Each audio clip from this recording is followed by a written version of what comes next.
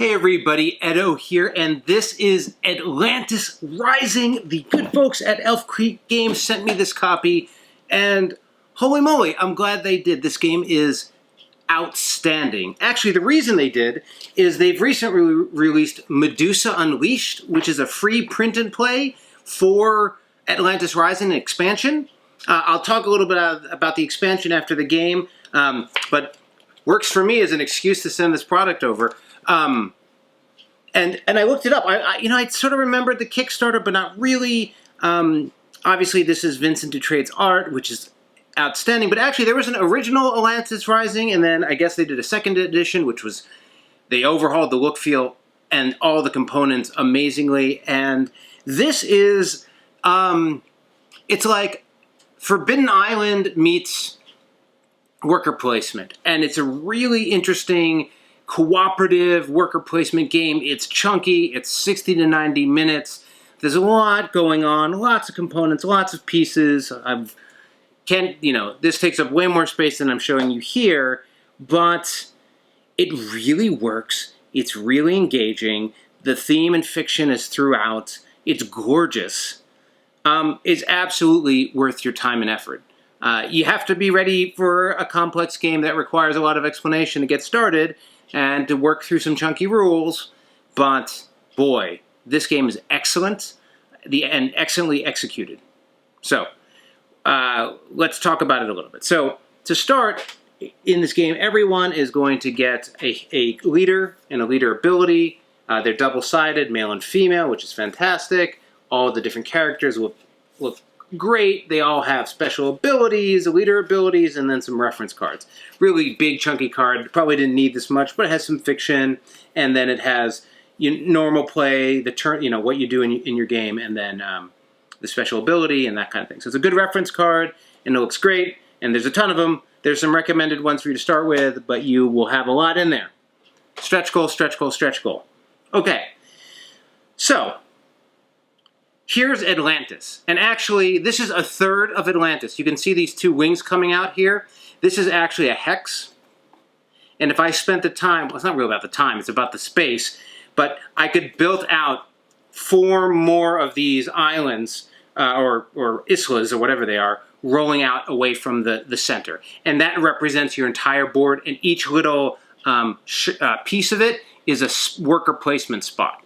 So you have 2, 4, 6 times 6, you have 36 worker placement spots, all in categories, so it's just more expensive, so you just need to know what the 6 regions do, but there's still 36 spots. You have the center spot, and then you have this board here for sort of working towards the win objective. So, cooperative, I said, and a huge player count. What is it, 1 to 7, 1 to 6? 1 to 7 players. It's a huge player count.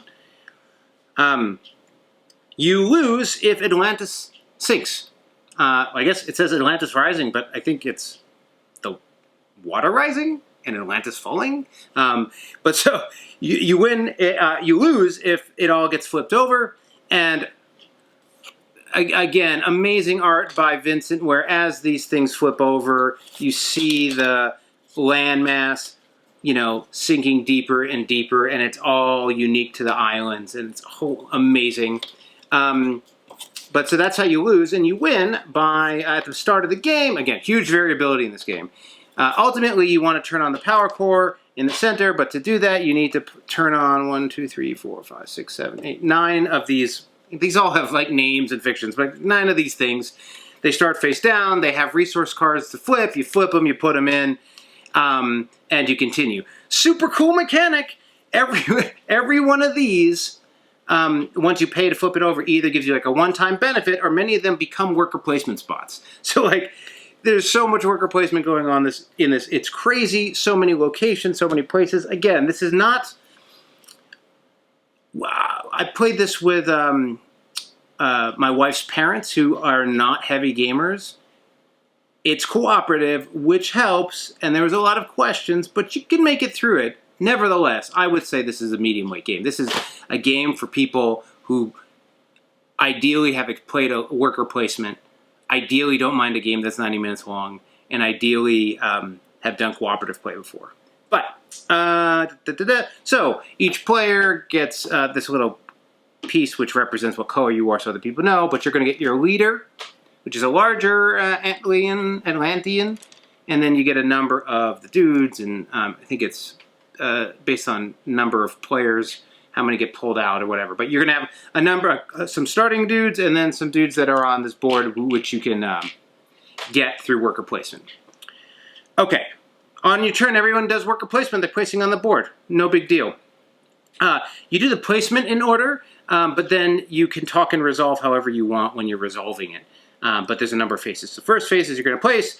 They're just placing them on different places, on the different spots.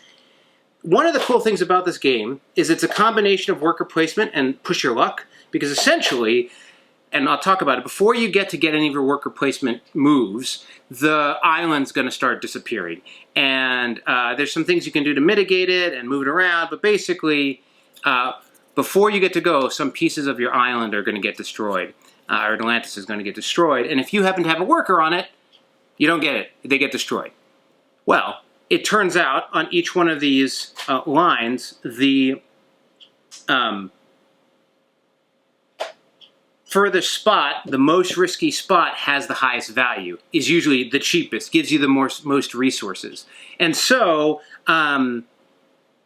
you want to be at the bottom. You want to be in the most risky spot because that's going to give you the cheapest resources or the easiest die rolls. But if you are too crazy and you flip a card and you have to flip over that tile, you lose. You lose your dude. So like, it's pretty simple. The first round, you're going to put a bunch of people on the edges. They're all going to die or sink or drown, and you're going to remember the next time, or get mean mugged by your wife for not letting her know that rule at the start of the game. So remember that. Anyway, what do these 6 lines do? Pretty easy. 3 of them are roll a die, get a resource. There's the crystals, there's the crystals, gold, and then ore. And, it's easier rolls, meet or beat, easier rolls up front, harder rolls as you go. Some of these spots have 1 worker placement, some have 2. Your leader works like a normal worker placement, but there's an ability that's like anyone on this tile, which is like the line, the rectangle, anyone can get +1 on their die roll, or it's 1 cheaper or whatever. Or you can add an extra person to this tile or whatever. So your leader brings your leader ability to the spot. So crystals, gold, ore. Then there's a tile that turns ore into the bars.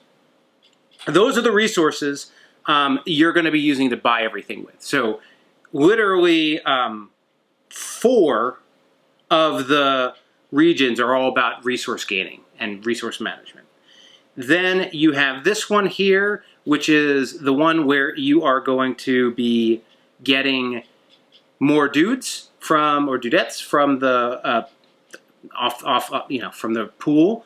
And on this one, you have to put 2 guys and make a big roll to get it with both dice. And then if you place on this is where you go to the library, the Atlantis library or whatever. And these cards are action cards. Really interesting action cards, really interesting abilities, things for you, things for other players, ones that work down sort of become enchantments in front of you.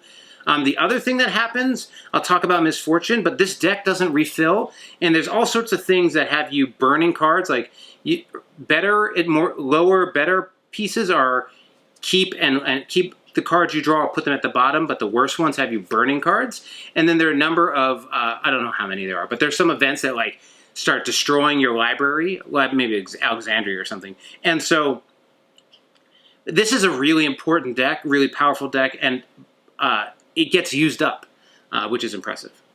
So so this is all about getting library cards. That's those spots. In the center here, you can put your dudes to get these mystic crystals. Mystic crystals are pretty versatile. Like you pay 1 to make a die roll better. You can buy one of these barriers, which you put it on an island, and then if the card comes up, it blocks the water. You can pay even more to flip. And you can pay 1 if you have to draw 2 library cards and discard one and keep the other. You can pay one of those mystic things to keep both. Okay, a little more. But this is really the game. The 6 things, the center. Then you can come up here and you can start building these things. You can come up with groups to build together, but you all have to go. And then that's how you build each of the platforms. Then you can go there if you have flipped one that's like a worker placement. And then at the end of the game, you need everybody there to flip and build the final power core. And what you're doing is you're trying to get all the Atlanteans off the island. Okay.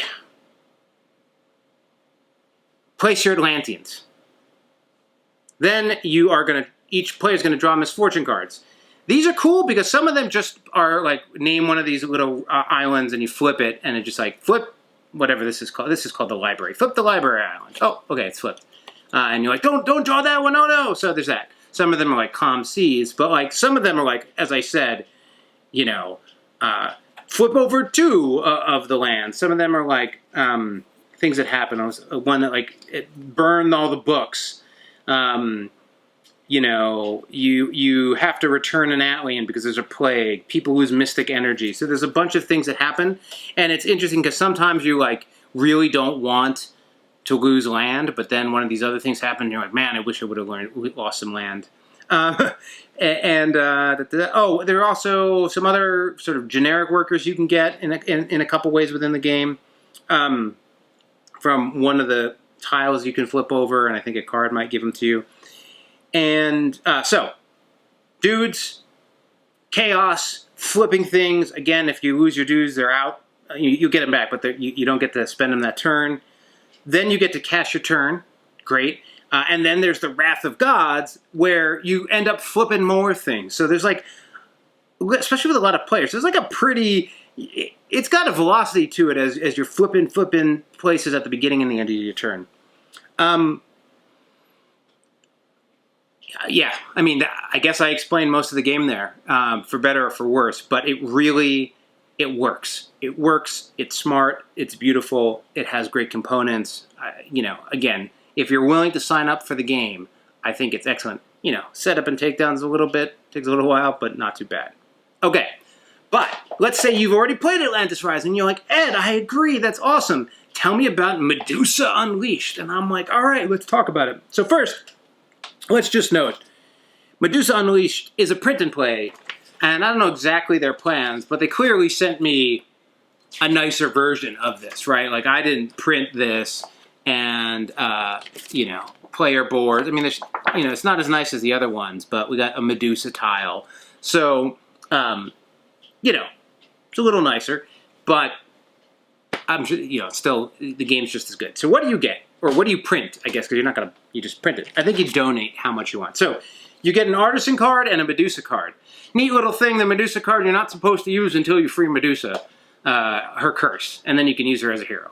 So the other one is the Artisan, is connected to the a number of the magical items, which he unlocks and you can use. So you get these 2 cards, then you get a number of magical items, or you print. You have the Mirror Shield, which you always use with Medusa, and then you have the Winged Sandals, the Helm of Invincibility, and the Crystal Sword, which actually you only use with the Artisan. So it's like not necessarily part of it, and that they don't trigger with her. There's also 4 more, I think, of these, I forget what they're called, but these tools or ancient technology things which do different things within the game. And you have Medusa. You have a little token for each of those items, which I'll talk about in a second. So you have little tokens for the items. And I'll put the Crystal Shield here. And then you have all these stoned, petrified characters. And actually, it's just a petrified fist or hand from the cover, but on a little tile. Boop. Okay. So, couple things of note, right? So to play with Medusa, you don't actually, Medusa doesn't require any of the technology things and doesn't require the Medusa card or the Artisan. Like if you just like want to just add Medusa, you're adding the Mirror Shield, the Petrified Token, the Medusa, and that's it.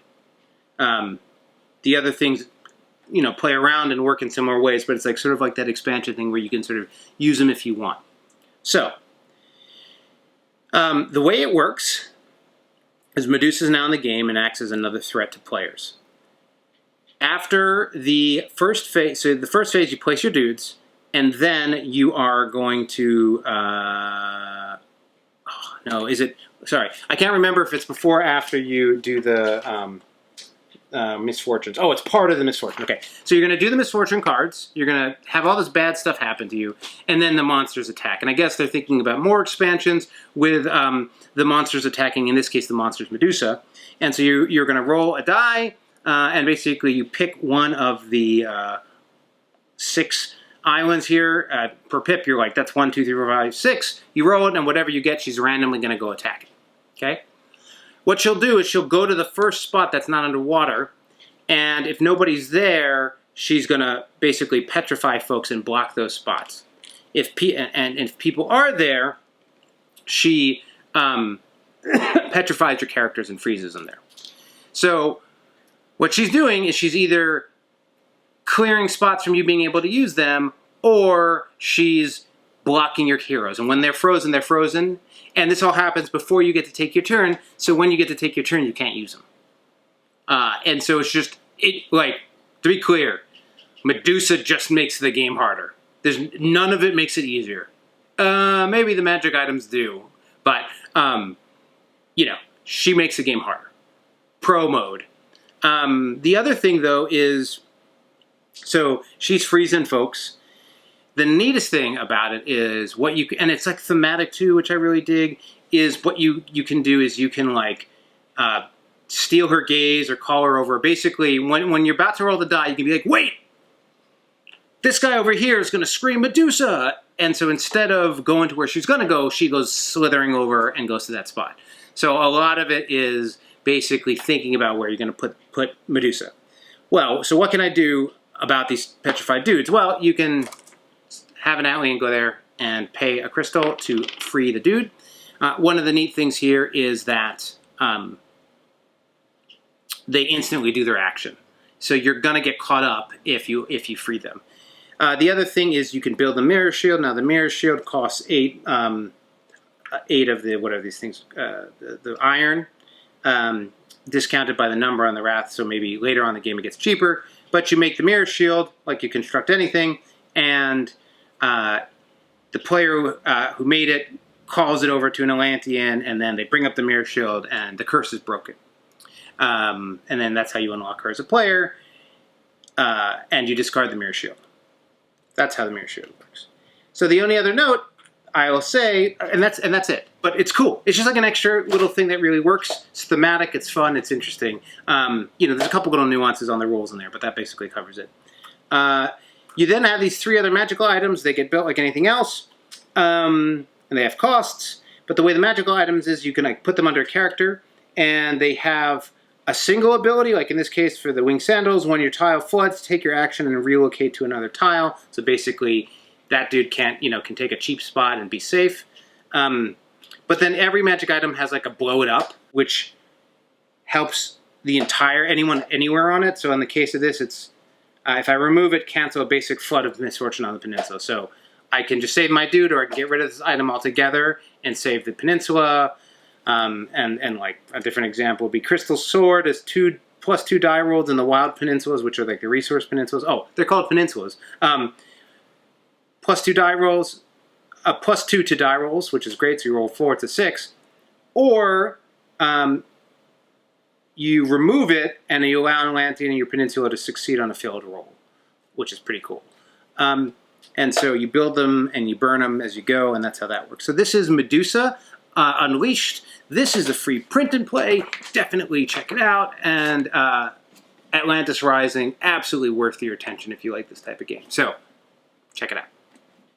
Hey everybody, Edo here, and thanks for watching Gaming with Edo. Reviews over here on this playlist, League and Insider videos over here on this one. Subscribe, share, all that good stuff. But most importantly, play some great games. Thanks.